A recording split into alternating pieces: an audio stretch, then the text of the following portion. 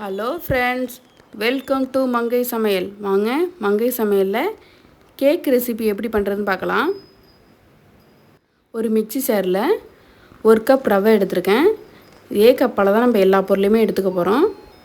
1 cup சர்க்கரை, நம்ம எந்த கப்பால் ரவை எடுத்தோமோ அதே கப்பால் சர்க்கரை எடுத்திருக்கேன். 2 ஏலக்காய் சேர்த்துக்கிறேன். இதை நல்லா நைஸாக பவுடர் ஆக்கிட்டு வந்துடலாம்.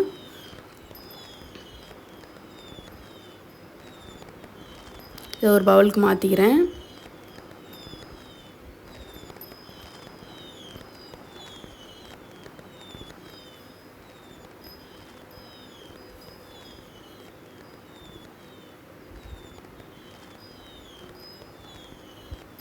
ஒரு கப் மைதா மாவு,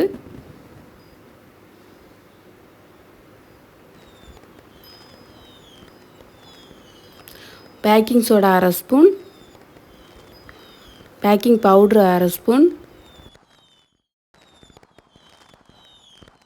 மாற்றிக்கிறேன். 1/2 ஸ்பூன் சால்ட்டு, 1/2 கப் ஆயில்,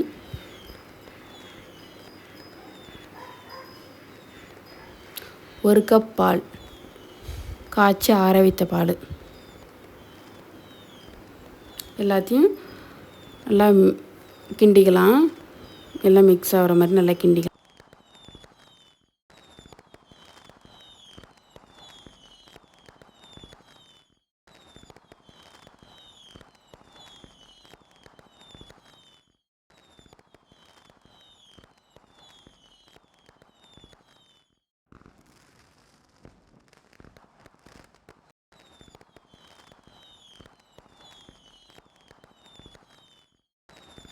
ஒரு ஸ்பூன் நெய் தடவிக்கிறேன் நம்ம கேக்கு செய்கிற ஒரு பாத்திரத்தில்.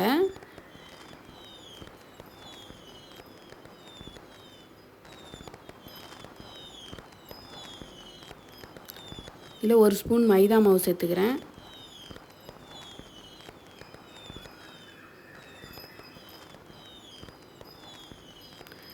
இந்த பாத்திரம் ஃபுல்லாக தண்டுற மாதிரி மைதா மாவை இது பண்ணிக்கிறேன்.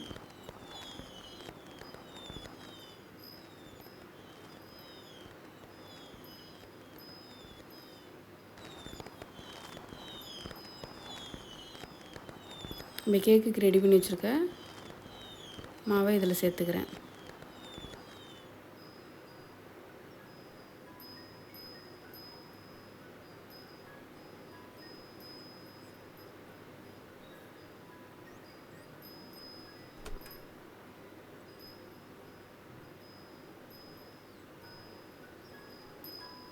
நம்ம இதை மேலே 2 வாட்டி இப்படி தூக்கி போட்டோம்னா ஏர் பபிள்ஸ் இல்லாமல் சமமாக இருக்கும். நான் ஒரு அடிகனமான ஒரு குக்கர் எடுத்திருக்கேன். அது ஸ்டாண்டை போட்டு ஒரு 5 நிமிஷம் சூடாகட்டும். சூடானது பிறகு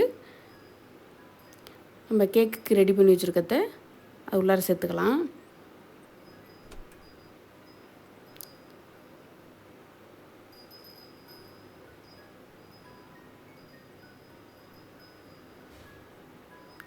மூடி வச்சு ஒரு 40 நிமிஷம் லோ ஃப்ளேம்லேயே வச்சா கேக் ரெடி ஆகிடும்.